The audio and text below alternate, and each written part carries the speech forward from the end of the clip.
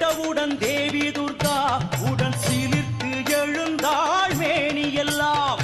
பக்தருக்கே ஒரு துன்பம் என்றால் அதை விட்டு வைப்பாளோ தேவி துர்கா.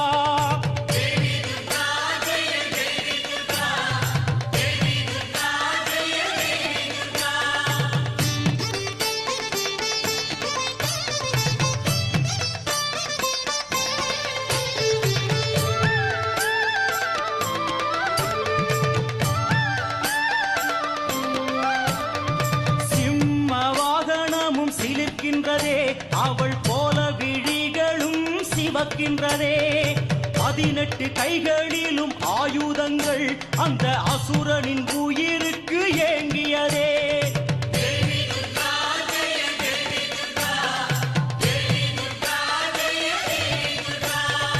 குந்தமும் ஈட்டிவாள் பட்டயமும் கத்தி மந்திரவாளும் புலக்கைகளும் கோடலி வில்லம்பும் முசலத்துடன் பாசவானமும் பலவும் ஏந்துகின்றாள்.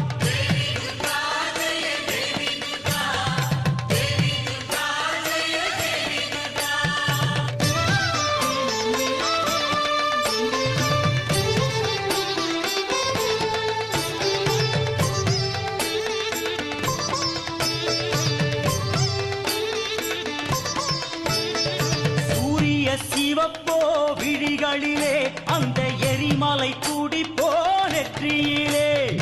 போர்க்கோலம் கொண்டாள் தேவி துர்கா தன் பக்தருக்காக ஓடி வந்தாள்.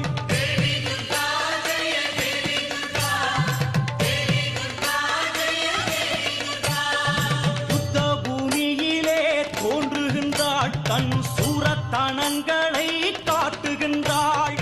அண்டத்தை படைத்தவள் தேவி துர்கா இந்த அற்ப அசூரனை நோக்குகின்றாள்.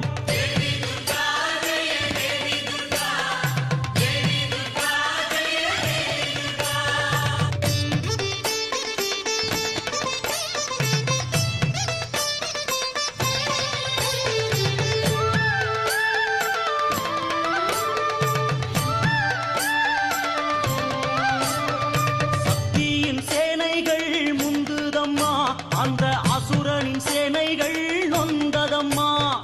பொற்போல விந்தைகளை காட்டுகின்றாள் அன்னை ரத்த பிரவாகத்தை ஆரம்பித்தாள்.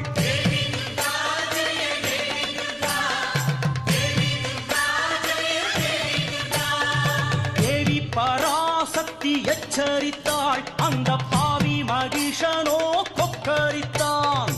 உடுக்கையின் ஓசையை அதிரவிட்டாள் அந்த ஓசை